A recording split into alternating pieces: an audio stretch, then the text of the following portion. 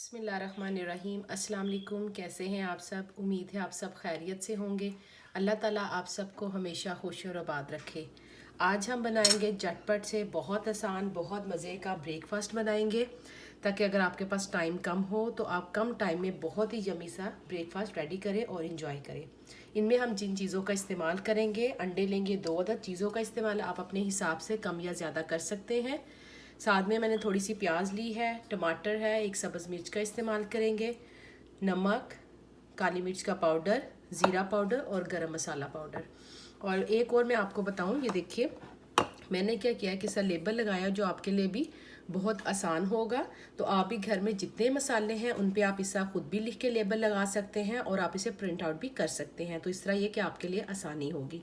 मेरी वीडियो अच्छी लगे तो लाइक करें, ज़्यादा से ज़्यादा शेयर करें और जो मेरे नए व्यूअर्स हैं सब्सक्राइब करना और बेल आइकन को दबाना मत भूलें।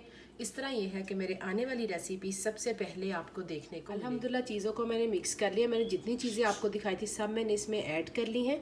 अब हम क्या करेंगे, डाला है आप मक्खन का, देसी घी का, किसी भी चीज़ का इस्तेमाल कर सकते हैं। जो मैंने आपको ये अंडे मिक्स दिखाए थे, देखिए इसे मैंने स्लाइस को अच्छी तरह डिप किया। इसमें हम कोशिश करेंगे चीज़ें भी अच्छी तरह इस पर लग जाए। पहले मैं इसको इस साइड पे डाल दूंगी, फिर हम इसे स्पून की मदद से बिस्मिल्लाहिर्रहमानिर्रहीम।